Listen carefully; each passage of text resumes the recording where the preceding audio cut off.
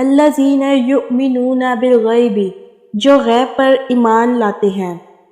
یہ قرآن سے فائدہ اٹھانے کے لیے دوسری شرط ہے۔ غیب سے مراد وہ حقیقتیں ہیں جو انسان کے حواس سے پوشیدہ ہیں اور کبھی براہ راست عام انسانوں کے تجزیہ و مشاہدہ میں نہیں آتی، مثلا خدا کی ذات و صفات، ملائکہ، وحی، جنت، دوزخ وغیرہ۔ ان حقیقتوں کو بغیر دیکھے ماننا اور اس اعتماد پر ماننا کہ نبی پاک صلی اللہ علیہ وآلہ وسلم ان کی خبر دے رہے ہیں، ایمان بالغیب ہے۔ آیت کا مطلب یہ ہے کہ جو شخص ان غیر محسوس حقیقتوں کو ماننے کے لیے تیار ہو، صرف وہی قرآن کی رہنمائی سے فائدہ اٹھا سکتا ہے۔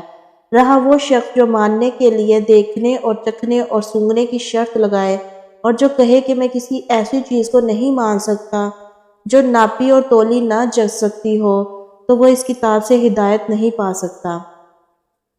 وَيُقِيمُونَ الصَّلَاةَ، نماز قائم کرتے ہیں۔ یہ تیسری شرط ہے۔ اس کا مطلب یہ ہے کہ جو لوگ صرف مان کر بیٹھ جانے والے ہوں اور قرآن سے فائدہ نہیں اٹھا سکتے، اس سے فائدہ اٹھانے کے لیے ضروری ہے کہ آدمی ایمان لانے کے بعد فوراً ہی عملی اطاعت کے لیے آمادہ ہو جائے، اور عملی اطاعت کی اولین علامت اور دائمی علامت نماز ہے۔ ایمان لانے پر چند گھنٹے بھی نہیں گزرتے کہ مؤذن نماز کے لیے پکارتا ہے، اور اسی وقت فیصلہ ہو جاتا ہے کہ ایمان کا دعویٰ کرنے والا اطاعت کے لیے بھی تیار ہے یا نہیں۔ پھر یہ مؤذن روز 5 وقت پکارتا رہتا ہے، اور جب بھی انسان اس کی پکار پر لبیک نہ کہے، اسی وقت ظاہر ہو جاتا ہے کہ مدعی ایمان اطاعت سے خارج ہو گیا ہے۔ بس ترک نماز دراصل ترک اطاعت ہے، اور ظاہر بات ہے کہ جو شخص کسی کی ہدایت پر کاربند ہونے کے لیے ہی تیار نہ ہو، اس کے لیے ہدایت دینا اور نہ دینا یکساں ہے۔ یہاں یہ بھی سمجھ لینا چاہیے کہ اقامت صلاۃ ایک جامع اصطلاح ہے۔ اس کے معنی صرف یہی نہیں ہے کہ آدمی پابندی کے ساتھ نماز ادا کرے، بلکہ اس کا مطلب یہ بھی ہے کہ اجتماعی طور پر نماز کا نظام باقاعدہ قائم کیا جائے۔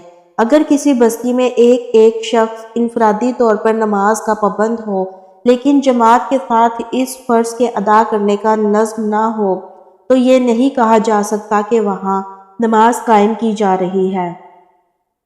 وَمِمَّا رَزَقْنَاهُمْ يُنْفِقُونَ، جو رزق ہم نے ان کو دیا ہے اس میں سے خرچ کرتے ہیں۔ یہ قرآن کی رہنمائی سے فائدہ اٹھانے کے لیے چوتھی شرط ہے کہ آدمی تنگ دل نہ ہو، زر پرست نہ ہو، اس کے مال میں خدا اور بندوں کے جو حقوق مقرر کیے جائے انہیں ادا کرنے کے لیے تیار ہو۔ جس چیز پر ایمان لایا ہے اس کی خاطر مالی قربانی کرنے میں بھی دریغ نہ کرے۔